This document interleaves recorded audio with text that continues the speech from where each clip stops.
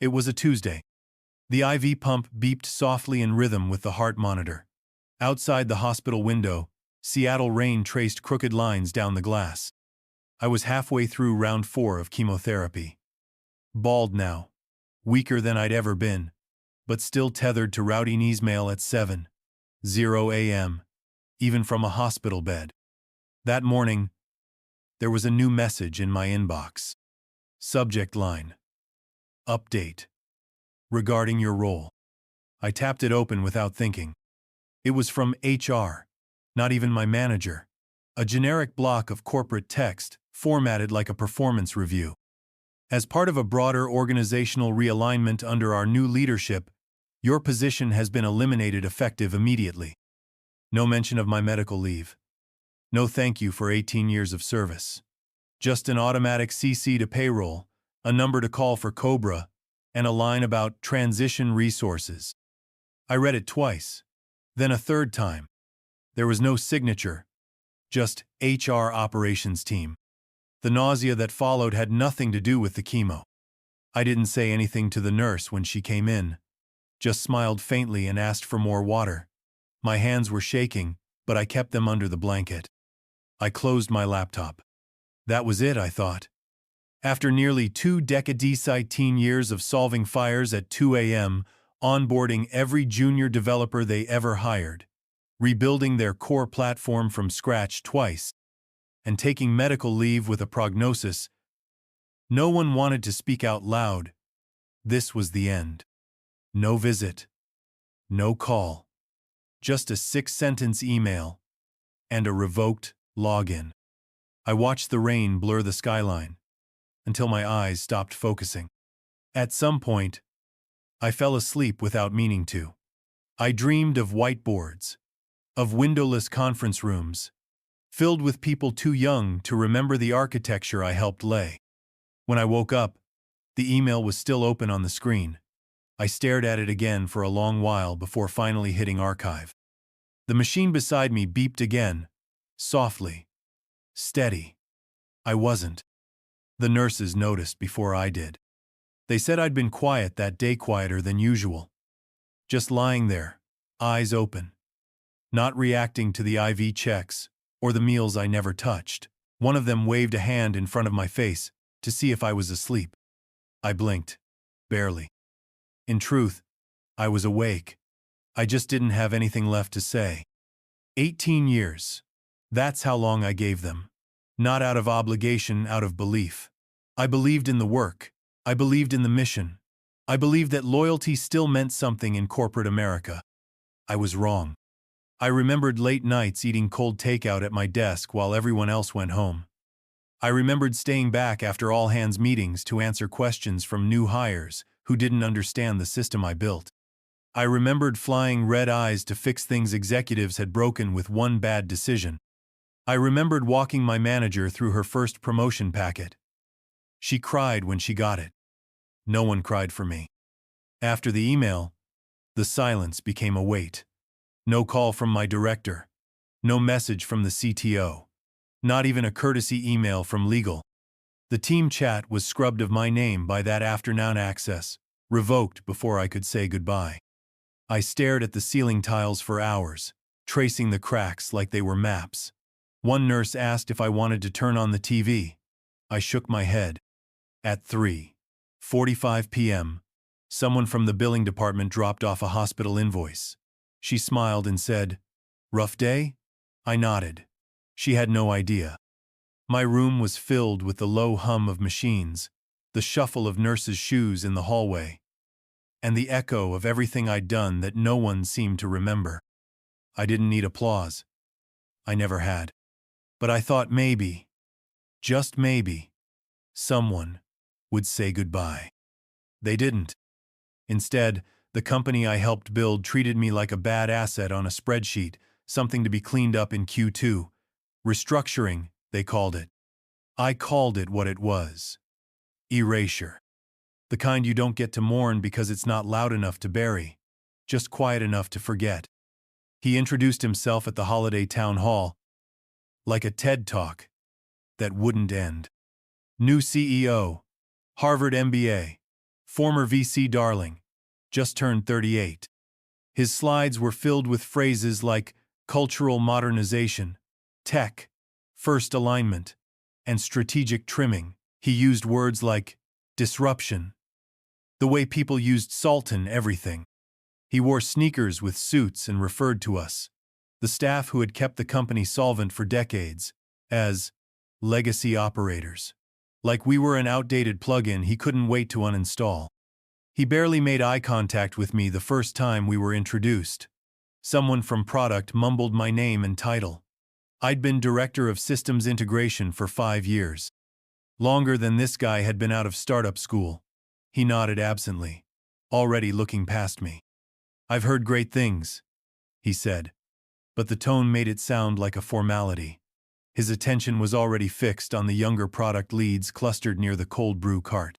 He spent the rest of the meeting talking about culture refreshes and revamping team composition. People like me weren't in the room when decisions were made anymore. Not really. We were in the room as reminders to him, at least off how things used to be. In January, I emailed him a short brief about a major system upgrade I'd architected pre-pandemic. Clean, well-tested, scalable. Never got a response. Not even a read receipt. In March, his chief of staff hosted a company-wide Zoom on agility and alignment. I wasn't invited. When I went on medical leave, I didn't hear from him. Not a card. Not a note. Not a single line of acknowledgement. The first real interaction I had with the man came by way of a 6-line email I got from HR while connected to a drip in a hospital room. He didn't sign it. He didn't have to. It started with the Slack error. Logged out. Session expired. Re-authentication failed. I tried again. Same result. I checked email. Same message. Access denied. Contact your administrator. I wasn't surprised. After the termination email, I expected systems would close behind me like a vault door, but it was more thorough than I anticipated. They revoked everything. My work folders, the architecture diagrams I'd built from scratch, even the personal files I'd foolishly stored in my sandbox directory birth certificate scans. Receipts. A few photos from an off-site no one remembered. All gone. Not deleted. Just locked out. My fingerprints wiped clean from the server.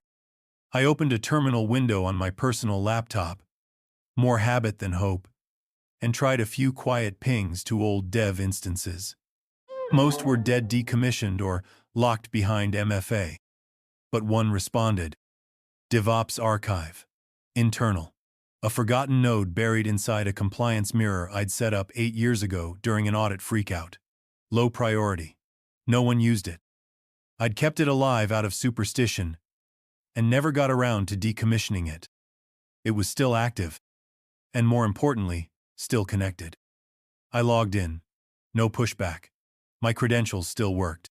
Buried deep inside was an old integration log cache, unindexed. Never migrated when they switched systems. I clicked through it slowly, expecting dust. But the logs weren't dusty. They were updated. Recently.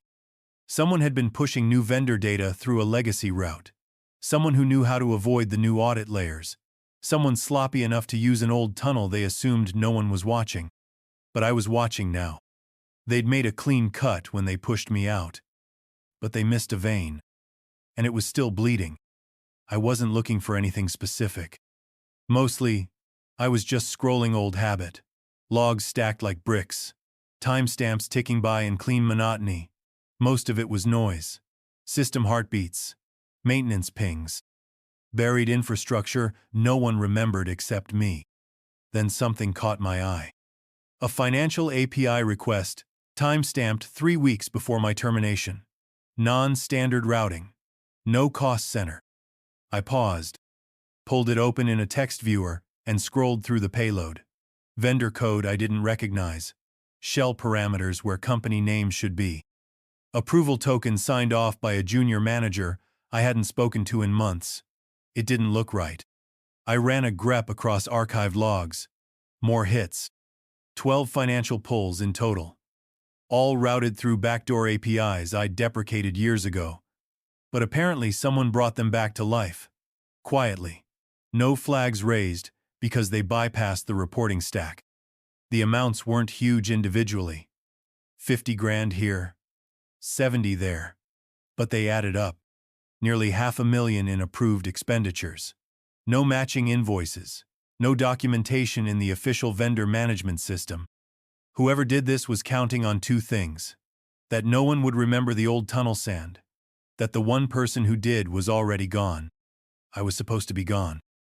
Instead, I was lying in a hospital bed, pulling threads from the architecture I'd built with my own hands, watching the unravel begin. None of the names listed on the tokens had any real access authority, not unless someone had escalated their permissions manually. And that kind of override had only ever been done through one system. Mine. But it wasn't showing up in any of the known logs. Which meant there was another place to look. It was called Sentinel-2. But only 3 people had ever used that name. Me, the original head of compliance, and a quiet contractor named Paula who left during the pandemic and never looked back. We built it in 2015 during the second audit panic, when finance realized half the company's workflows were undocumented. It wasn't flashy, no dashboards, no email alerts. Just a quiet listener service that captured everything. Access logs, approval flows, role changes, and endpoint triggers. It was technically decommissioned in 2019, no longer maintained, no longer funded, but I never shut it down. I kept it patched.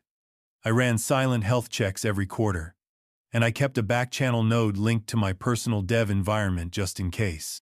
Everyone else forgot it existed, but I didn't. I connected late that night. The login prompt still worked. The UI was old school, text-based, but I knew the shortcuts. I navigated to the role access logs and pulled up the last 90 days. There it was. A cascading permission change issued from the CTO's assistant, account authorized by a new policy group created by the CEO's chief of staff. The same group that routed those untraceable vendor payments. Someone had built a blind spot into the system, a soft tunnel through the guts of compliance. But Sentinel-2 had seen all of it. Every keystroke, every escalation, every override that should have triggered a flag but didn't. And best of all, it had timestamps and session fingerprints. This wasn't just bad policy. It was intentional. And it started months before the restructuring. Before the CEO had ever said a word to me. Before the email. Before the cut. I pulled an export from Sentinel-2 and sorted by vendor name. Dozens popped up that didn't match anything in the company's formal ledger. Some had generic placeholders. Core Supply. X-Tech Distribution. Plaza Systems. Names so vague they could pass unnoticed. But the routing numbers told another story. Multiple transfers. Different names. Same account destination. I ran cross-references through a public shell registry tool I used once during a vendor compliance sweep. The results chilled me. 6 companies. All incorporated out of the same Delaware mailbox drop. All formed within a 2-week window. All listed under anonymous LLC managers with recycled contact info. Each one matched a payment trail logged in Sentinel-2. Not one of them predated the new CEO. That was the part that stopped me cold. Because the shell core didn't follow him into the company. They were built before he got here. Months before. Which meant either someone in the executive pipeline had known what was coming or someone had orchestrated his arrival as part of the plan. That's when I noticed something else. The payments weren't just going out. Some were looping back internally. Small consulting fees routed to inactive employee accounts. HR profiles marked as on hold or temporary leave. Most created during hiring freezes. Digital ghosts. Shell vendors, feeding shell employees. And one name appeared across 3 different transfers. The CEO's former chief of strategy from his last company, a name that never showed up on our public org chart. But Sentinel-2 had captured it. A shadow org, hidden in plain sight, funded from the inside, sanitized through restructuring. and I had the entire flow on record. The message came in at 2:14 a.m. Hey! Are you awake? The sender was Malik R. I hadn't spoken to him in months. We'd worked side by side for nearly a decade on infrastructure, him on analytics. Smart, unflappable, loyal to the mission even when the mission didn't love him back. Some of my dashboards went dark last week, he wrote. I rebuilt one. The logs are weird. I replied, you ever hear of Sentinel? 2? 3 dots. Then, holy hell! You kept it running? We set up a secure line. 30 minutes later, Malik was screen sharing from his kitchen. A hoodie pulled over his head, his kid's art taped to the wall behind him. I'm seeing the same patterns, he said. Approval chains that don't exist. Deleted trails. Budget buckets marked as internal pilot funds, but nobody knows what they're piloting. He looked tired. Nervous. Someone's trying to bury their own tracks, and now I think I'm on the list. I told him everything, Sentinel. The access logs, the ghost vendors, the compliance trail. He didn't blink. Okay, he said. So how do we dig deeper without getting caught? It was a strange thing to plan a quiet insurrection from a hospital bed. IV still taped to my hand, partnering with someone I once mentored who now had more to lose than I did. But Malik didn't flinch. I'll stay inside, he said. You work the shadow net. We'll build something they can't erase. For the first time since the email, I felt something close to steadiness. Not hope, exactly. But traction. I needed to be sure. Up to that point, every breadcrumb I'd found had been reactionary things they left behind. Mistakes they didn't think anyone would notice. But now, I wanted to see if they were still watching. If the breach was active, if the system was still being used. So I planted bait. A vendor named Virelia Logistics. A name I made up on the spot. No history, no online footprint. The kind of name that sounds plausible enough to slip under the radar but unique enough to raise eyebrows if seen in the wild. I created a fake requisition form using credentials from a test sandbox account still technically attached to my compliance admin role. I time-stamped it, routed it through the dummy approval process, and logged it in a non-standard cost center buried inside the marketing spend ledger. Then I waited. Day 1, nothing. Day 2, I logged into Sentinel-2 and saw a ping. Virelia Logistics had been flagged for expedited onboarding in the procurement intake queue. It wasn't just seen. It was picked up, processed, and actively routed for approval. Someone inside had sniffed the bait and bitten hard. I checked the metadata on the entry. Initiated by an assistant procurement director I didn't recognize. Timestamp 2:42 p.m. Reviewed 19 minutes later by someone using a system alias tied to the shadow org. They'd tried to onboard a vendor that didn't exist. They didn't ask questions, didn't verify it. Just assumed it was safe because it passed the right signature, markers the ones the real system ignored. But Sentinel-2 always captured. That was the moment I knew. The problem wasn't just shady. It was automated.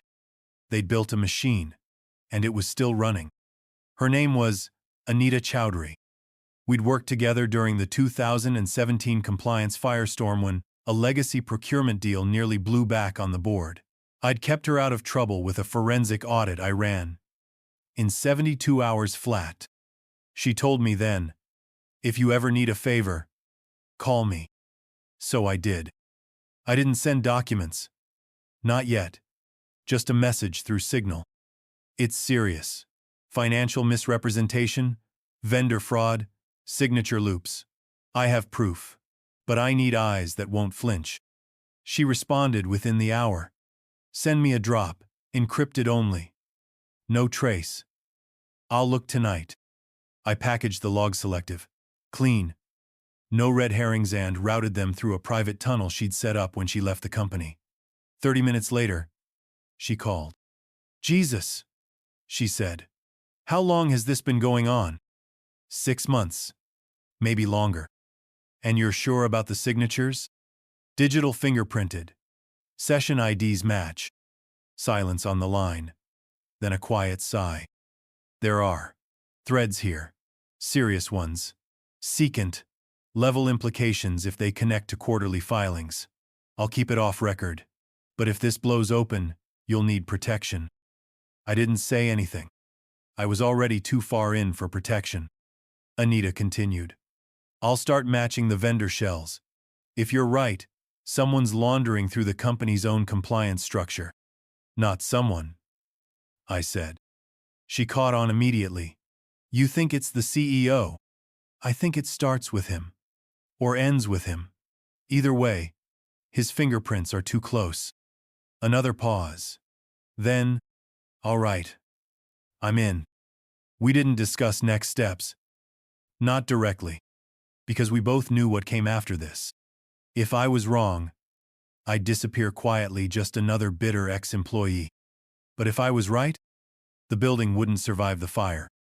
I named the file Cascade Protocol, V3, PPTX, and embedded a failsafe. If anyone tried to edit or forward it, the metadata would scramble, and the whole thing would self-wipe. Anita double-checked the timestamps. Malik reviewed the data trail, and I walked through the speaker notes as if I were standing in front of the board myself, because I wouldn't be. This needed to land before I was in the room. Before the CEO could prep a defense. Before anyone had time to spin. I encrypted the presentation, set a scheduled send to 8:45 a.m., sharp 15 minutes before the Q2 stakeholder review began, and CC'd every board member using a verified anonymized relay address. Subject line: urgent, material risk, disclosures attached, time sensitive. I didn't sleep the night before. Just stared at the hospital ceiling, heart monitor beeping steady, counting the seconds like I used to on deployment. 8:46 a.m. Malik pinged me with one word: scene. The presentation walked them through everything chronological and clean. The fake vendors. The inflated contracts. The internal routing schemes and digital fingerprints. The system access logs. The audit trail from Sentinel, 2 no one knew still existed. Every entry traced to 4 internal users, 3 of whom had no legitimate authority to approve the transfers. And one alias matched the CEO's personal device, logged in from the executive suite 27 times over 6 weeks. The final slide read, recommend, independent audit, full freeze on procurement operations, and immediate review of executive authority chains. No names. Just facts. Just enough to trigger a board-level reaction. And it worked. By 9:12 a.m., the quarterly stakeholder meeting was canceled. The CEO never even made it to the boardroom. They pulled him from the hallway. By noon, whispers were leaking. Procurement hold notices were issued across 3 departments. Access logs were being reviewed in real time by a third-party forensic team. By 2 p.m., someone leaked a redacted version of the Cascade Protocol to the press. Within hours, the story was live. Anonymous whistleblower uncovers internal fraud at legacy tech sources point to executive misconduct. The stock dropped 6% before markets closed. An internal memo from the CEO hit inboxes by 5:47 p.m. We are deeply concerned about recent claims. At this time, it appears these actions were undertaken by a rogue internal actor without executive knowledge or consent. Classic containment. Deny everything. Push the narrative. Find a scapegoat. But the logs said otherwise. And for once, the board wasn't buying it. By 7 p.m., Anita texted. He's being boxed in. They've brought in the auditors. You're about to become very popular. I didn't feel triumphant. I just felt ready. They'd fired me while I was fighting for my life. Now, they were fighting for theirs. The call came from a blocked number. I let it ring twice before answering. Not out of hesitation, just control. Mr. Lang, a calm voice said. This is Anne Ridley. I'm calling on behalf of the board. Anne Ridley, chair of the governance committee. Sharp. Calculated. The kind of person who doesn't place calls unless the outcome's already decided. I'll get to the point, she said. We believe the company is facing a critical integrity crisis, and we're reevaluating leadership structures. We'd like to formally offer you a role. She paused, as if waiting for me to interrupt. I didn't. We're considering 3 options: senior advisor to the board, interim head of internal audit, or an open-ended consultancy with direct reporting access. Terms negotiable. I stared out the hospital window. IV drip steady. Blood counts slowly rising. My entire body still aching from weeks of poison being burned out of my cells. And now, they wanted me back. I took a breath. Is this an apology? No, she said without flinching. This is a recognition of value, and a desire to avoid further exposure. Points for honesty. I'll need time, I said. You've earned that. I ended the call and turned it over in my mind for the rest of the day. They weren't asking me to come back for sentiment, or legacy, or loyalty. They were asking because I had the keys to the kingdom and I hadn't burned the place down. Not yet. I didn't want the title. Didn't care about corner offices, C-suite perks, or padded compensation packages. That's what the CEO wanted, and he'd built a kingdom on sand. I wanted control. The next morning I called Anne back. I'm willing to help, but I have conditions. Of course. I want full systems, access no restrictions, legacy and cloud, my own compliance sandbox, and a forensic team of my choosing, reporting only to me and the board. There was a pause. And your title? You can call me whatever you want, but I don't report to any executive, only the audit committee. No dotted lines, no handshakes behind closed doors. Understood, she said. One more thing, I added. I want back-end kill switches installed in every financial system I flag. Quiet levers. Not for revenge, just insurance. Anne was quiet for a long time. That's highly unconventional. So was firing me during chemotherapy. She exhaled slowly. Fine. You'll get everything in writing by tomorrow. I hung up, not feeling victorious, just steady. This wasn't about glory. It was about never letting this happen again. Not to me. Not to anyone who'd spent their life keeping the lights on while others lined their pockets in the dark. I walked through the front doors on a Tuesday morning, no press. No fanfare. Just the quiet hum of badge scanners and the smell of burnt office coffee. It had been 7 months since the termination email. 4 months since the board asked me back. 2 weeks since the auditors submitted their final report, detailing exactly how deep the rot had gone. Now I was walking back in it as a returning employee. Not as a savior, but as the ghost in the walls they thought they'd buried. I passed the reception desk. New face. Didn't recognize me. I didn't offer a name. Just held up my temporary badge of special clearance and kept walking. The elevator ride was silent. Floor 17. Executive wing. I used to walk these halls with a tablet full of systems diagnostics, giving status updates while people pretended not to understand how their own infrastructure worked. This time, I wasn't here to explain. I was here to enforce. The office the board gave me wasn't flashy. No skyline view, no glass walls. Just a small room with 2 desks, a whiteboard, and direct access to the core system dashboards. Exactly how I wanted it. On my desk sat a single object, the same tablet I'd used during my last walkout, left behind when they revoked my access. Someone had returned it, wiped clean, but I didn't need the device. I had everything backed up. Redundancies of redundancies. As I logged in, system by system lit back up routing logs, procurement chains, access approvals, version control timestamps. The ones they'd tried to erase. The ones they didn't know I'd built to self-replicate. Cancer knocked me flat. Chemo hollowed me out. Getting fired, while hooked up to a hospital floor, nearly broke something in me. But it didn't. It clarified. I don't care if they remember my name. I don't care if they thank me. I care that no one else gets blindsided the way I did. That the people who show up early, leave late, and build everything the company takes for granted don't get thrown out when they're most vulnerable. They thought I was too weak to matter. Turns out, I was the one thing keeping their whole system honest. And now, I'm the last one they'll ever fire without a fight. This story was brutal. But this story on the right-hand side is even more insane.